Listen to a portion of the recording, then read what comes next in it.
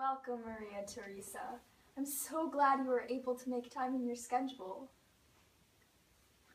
to come speak with us about your time as being Empress. Of course, Samuel. Anything to appease the people. Now, Maria, being the first and only female leader of the Habsburg Empire is a big title to uphold, but not an easy one to attain. What events allowed you to claim power and hold your reign for 40 years? During the time of my father's reign, and several years before that, it was thought preposterous for a woman to rule the empire or rule any form of government. My parents, not producing a son, decided that it was in the empire's best interest for my father to put into effect a decree in 1713 that would allow me the right of succession. That indeed was a progressive step. The first few years of your reign were hard fought, but may have been a bit of a struggle. How did you keep level ground in such unfamiliar territory? Having not a single ounce of knowledge in how an empire should be ruled, it took some navigating my new realms in the first few years.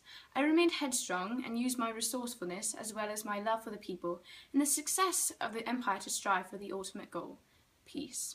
Maria, you say that peace was the ultimate goal, though you had to fight in several wars during the time as monarch, which are seen as not very peaceful. Why did you jump into the likes of the War of Austrian Succession and the 7 Years' War?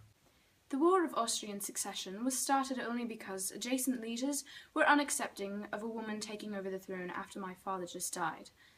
I attempted to challenge their lands, but this just brought further disputes between Prussia and my country Austria. Would you mind explaining to us your foreign policy? The foreign policy I put forth was strongly influenced by my relationship with Frederick II. I believe that Austria was strong enough to hold out the grudge that was between us, but in the end, I switched from my aggressive outlook to one that needed peace as an outcome. I did outline my policies in the diplomatic revolution. And what about your cultural influence on Austria? Over my 40-year rule, Austria became the center of art, music, and culture in general for all of the German-speaking world. I also reformed the education system by taking over what the Jesuits had instilled and putting the Austrian stamp in it. I also took the universities away from the tight clamps of the church. To help in the area of economics, I instilled a grand central market which brought in great revenue. It was observed that your son and yourself held a co-regency for part of your reign of Austria. Some have seen this as a compromisation of you being an absolute monarch. What do you have to say about this? I have to admit that I did hold a co-regency with my son for a portion of my reign, but he didn't have a hand in the rule over the people or actions that were brought about. I seldom took his ideas into action. I always had complete control over Austria and only presented my ideas with vigour over Austria. Ask him yourself. He used his reign to put into effect over 6 times as many degrees in a year than I would have in a year, many having to deal with religious enlightenment. I never took his ideas into account, only let him learn from my ground experience.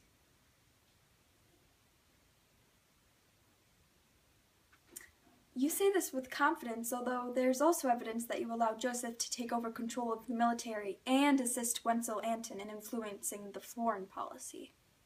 This is correct, but that has nothing to do with the ultimate judgment control I have over all moving pieces in Austria. Just one last question before we call on Frederick II. What led to the downfall of your rule? A large part of the downfall of my rule was the breakout of the Bavarian succession in the year 1778. Also in my downfall, I allowed Joseph to take a higher role in the reformation of the army. Thank you for providing us with so much information, Maria Theresa. After the short break, we will be talking to Frederick II to get the inside look into military, wars, foreign alliances, and what's up with Silesia. So Frederick, tell us about your relationship with Maria Theresa. Was it complicated? Oh, Maria Theresa and I had our ups and downs, and as you know, fought against each other on several occasions in the War of Austrian Succession and 7 Years' War. There were alleged rumors that you planned to marry her. What happened? Because clearly these didn't come true. Oh yes, that. I wished that by marrying her into the Prussian throne, she would renounce being the successor of Austria's throne. Were there any emotions involved in this desire to marry her? Oh, not at all. It was simply a cold strategy to benefit myself and my role as an emperor. Did you feel Maria Theresa was a threat to Prussia? At times, I have to admit, yes. She was extremely innovative and used all her resources available. She also showed extreme control over every aspect of Austria. Although this was true, it was apparent that she had a grand respect for her people.